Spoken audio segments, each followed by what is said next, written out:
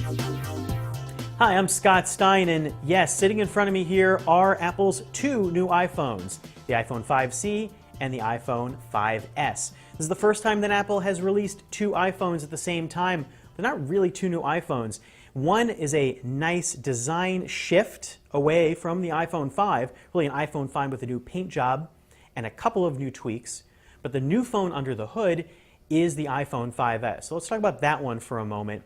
This looks a lot like the iPhone 5. It looks almost exactly like the iPhone 5, except for a few new color schemes. This is space gray versus black because it's two-tone. Of course, you know about the gold iPhone, which kind of looks a little more like a light bronze. And there's also a white silver iPhone, the same exact look as last year. So what's new inside the iPhone 5S? Well, what you're really getting is a brand spanking new A7 processor that's faster and also is 64-bit. Well, what does that mean? It's probably building towards the future of computing more than something you can appreciate right now. There are a lot faster graphics, and it's also got something called an M7 chip that allows for what Apple claims is better motion tracking. The iPhone 5S's biggest party trick that you will want to show off to your friends is probably Touch ID. That home button has changed. There's no little square there anymore, and it is still clickable, but built in underneath is a capacitive sensor that actually scans your fingerprint, any finger, or even your toe. It worked. Now, that sounds kind of great, and the technology is really fast, much faster than any other fingerprint sensor, but curb your excitement at the moment, because what Touch ID does is pretty limited right now. It does allow you to bypass using a passcode on your phone. It also will store your iTunes password, so if you want to make a purchase, you just press and you buy. What it doesn't do right now is allow any other storing of other cloud-connected service passwords, remembering your Facebook or Google account, or allowing you to buy things with other services. Now, what's interesting is that your fingerprint is stored on the A7 chip itself. It's not cloud shared or anything like that.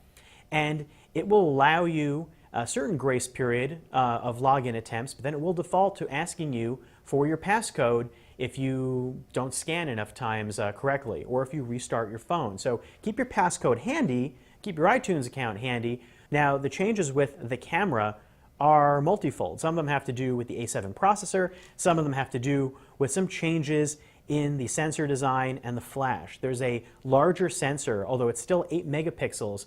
The pixels are actually larger and the aperture is larger.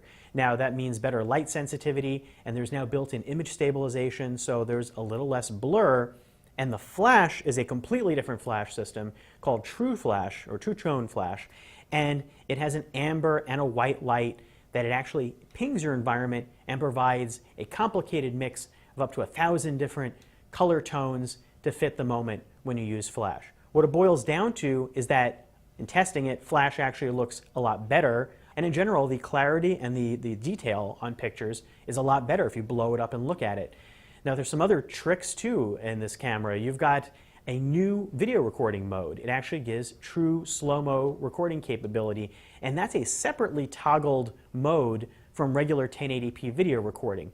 You have to trigger it and it records in 720p at 120 frames per second, and then at any time afterwards you can actually toggle and adjust where the slow-mo effect kicks in. The A7 processor is, based on every benchmark that we've thrown at it so far, definitely fast, at least twice as fast again as the A6 last year.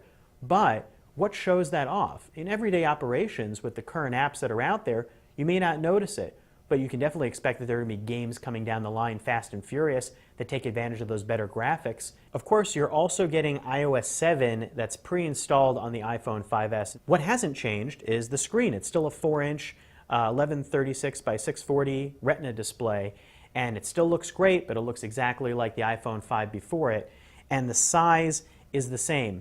Overall, the battery life also is performing at about the equivalent of what the iPhone 5 did. The iPhone 5S just looks a lot like the iPhone 5. It's definitely a better phone, but those improvements are really things you may have to wait for down the line versus stuff you can appreciate right now. If you're waiting for something to show off and get excited about, maybe you wait for a future product. If you have an iPhone 5, maybe you don't need to get the iPhone 5S. But if you've been waiting, or if you really care about camera technology, or you're interested in the idea of a fingerprint sensor, this is a very good time to get aboard. You're basically future-proofing your iPhone. We'll see where that goes. I'm Scott Stein, and that's a look at the new iPhone 5S. from Apple.